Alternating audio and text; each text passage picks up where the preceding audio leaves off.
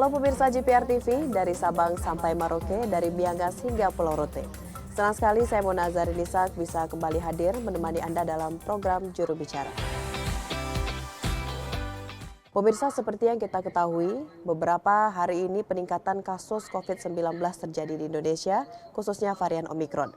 Menteri Kesehatan Republik Indonesia juga menyampaikan bahwa diprediksi akan ada puncak dari kasus COVID-19 varian Omikron ini pada akhir bulan Februari tahun 2022. Lalu saat ini seperti apa upaya yang dilakukan oleh pemerintah? Salah satunya untuk mencegah terjadinya gelombang ketiga pandemi COVID-19. Dan dalam program Juru Bicara kali ini kita akan berdiskusi bersama dengan Dirjen IKP Kementerian Kominfo Republik Indonesia Bapak Usman Kansong. Kita akan sapa dulu. Halo, selamat sore Pak Dirjen. Selamat sore.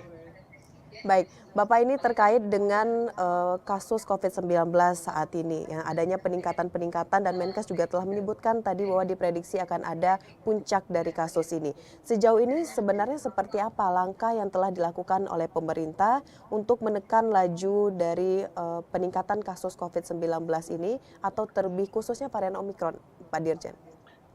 Iya, jadi pemerintah setiap pekan melakukan evaluasi terhadap kebijakan PPKM dan terkait dengan meningkatnya kasus penularan COVID-19 yang antara lain disebabkan oleh varian Omikron, maka pemerintah hari ini misalnya menaikkan status PPKM di sejumlah wilayah, yakni Jabodetabek, DIY, Daerah Istimewa Yogyakarta, Bali, dan Bandung Raya ke level 3.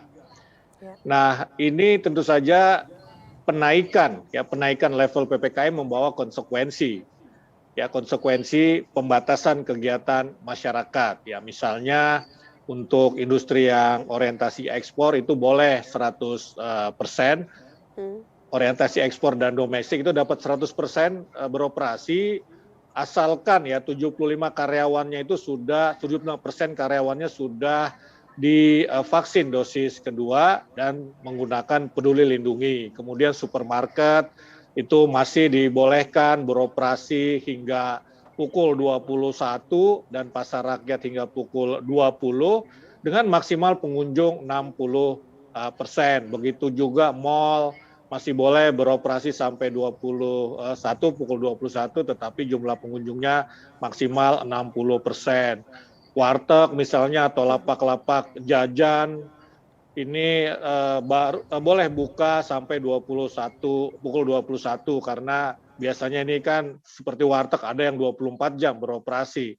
Kemudian bioskop juga ini tetap dibuka dan di bawah 12 tahun boleh masuk tapi harus sudah vaksin dosis pertama ini anak-anak ya di bawah 12 tahun. Sedangkan tempat ibadah maksimal 50% kapasitas. Fasilitas umum lainnya ini 25%, kegiatan seni budaya olahraga ini maksimal 25%. Nah, jadi itu adalah salah satu upaya untuk mencegah penularan Omikron lebih masif lagi, artinya bisa kita kendalikan.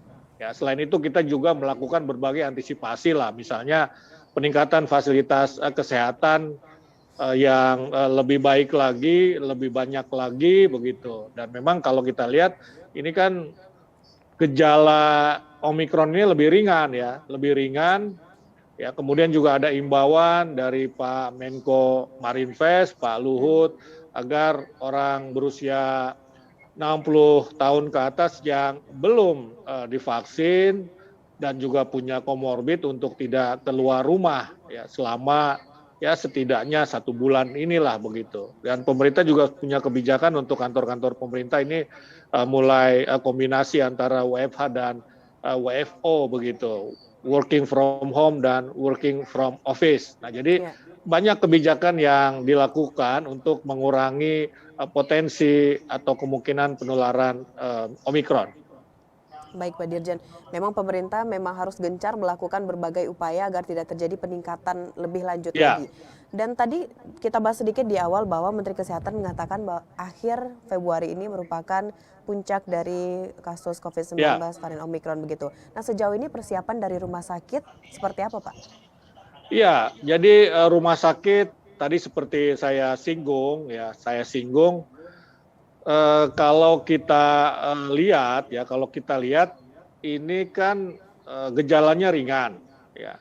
65% pasien yang dirawat saat ini gejalanya itu ringan, bahkan tanpa gejala. Begitu juga yang diisolasi di misalnya Wisma Atlet atau tempat-tempat isolasi terpusat. Ya, dari 356 pasien yang meninggal ya hari ini sampai hari ini maksudnya, sampai hari Ya. ini itu ada 42% memiliki komorbid, 44% lansia, dan 69% belum divaksinasi secara lengkap begitu. Nah, dengan data-data seperti itu, maka rumah sakit kita ini akan lebih siap, ya lebih siap dibandingkan katakanlah ketika varian Delta menjangkiti Indonesia begitu. Kenapa? Karena gejalanya ringan dan pemerintah sudah mengeluarkan imbauan ya kalau gejalanya ringan atau mungkin tanpa gejala cukup isoman atau isolasi mandiri di rumah. Sehingga apa? Isolasi mandiri ini akan membantu mengurangi beban rumah sakit, mengurangi beban tempat-tempat isolasi terpusat. Nah, karena gejalanya ringan juga, jadi tingkat fatalitasnya ini tidak separah ya, varian Delta di bulan Juli atau Agustus tahun lalu begitu. Ya, baik. Ini Pak Dirjen mengatakan ada yang isoman gitu. Nah, bagi mereka yang isoman ini, Pak, bagaimana mereka bisa mendapatkan layanan telekonsultasi begitu dan juga obat gratis bagi pasien Iya, isoman? jadi itu memang sudah menjadi bagian kebijakan pemerintah. Mereka yang melakukan isolasi mandiri bisa mendapatkan pelayanan dari telemedicine, ya telemedicine, dan kemudian obat-obatannya ini akan dipasok ya dari puskesmas terdekat. Ya berdasarkan telemedicine ini kan ada konsultasi dengan dokter ya, secara jarak jauh, secara online. Misalnya gejalanya seperti apa, maka obatnya apa begitu kan. Nah, ini obatnya nanti akan dikoordinasikan ke pusat-pusat pelayanan kesehatan terdekat dengan tempat masyarakat melakukan isolasi mandiri dan ini diperoleh secara gratis begitu.